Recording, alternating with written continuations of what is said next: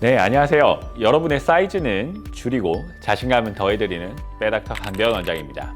자, 복부 지방 흡입과 같이 대용량으로 지방을 흡입하는 수술을 받으시고 너무 마음을 놓은 나머지 다시 살이 찌는 분들이 드물지만 간혹 계십니다. 이분들은 한번 성공을 경험하셨기 때문에 편하게 다시 지방 흡입을 받으면 되지 이렇게 생각하실 수 있는데요. 과연 그럴까요?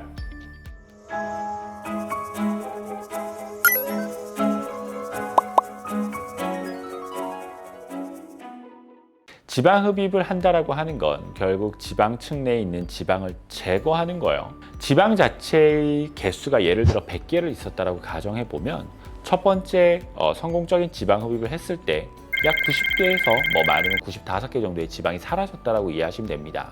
그러면 남은 5개의 지방이 혹시나 세포 분열을 해서 좀 더 많은 지방으로 늘어나서 나중에 살이 찌는 걸까요? 전혀 아닙니다. 기본적으로 남은 5개의 지방이 예전에 100개가 있었을 때의 그 부피의 크기만큼 증가하는 거예요. 지방세포의 개수가 적은 상태에서 살이 찐 거기 때문에 내가 가지고 있던 이전의 두께로 돌아갔다라는 말은 피하 지방의 두께가 증가한 게 아니라 내장 지방이나 근내 지방, 그러니까 근육 내 지방의 그 양이 증가했다라고 보시는 거예요. 엄밀히 말하면 양이라기보다는 부피죠. 부피가 증가했다고 보셔야 되는 겁니다.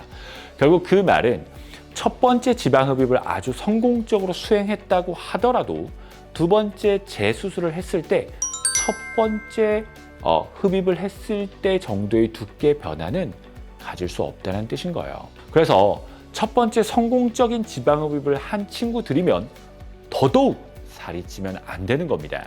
그러한 친구들은 다시 살이 쪘을 때 두 번째 수술을 못할 가능성이 굉장히 높아져요.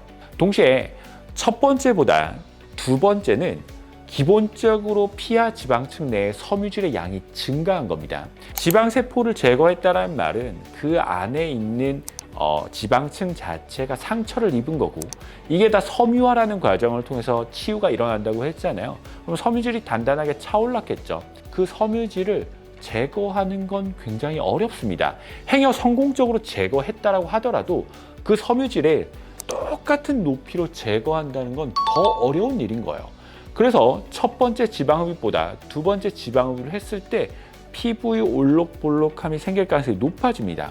결국 두 번째 수술을 한다는 건 더 많아진 셀룰라이트를 다리미로 밀듯이 뽑기를 바라는 건데 그러한 건 불가능한 거겠죠.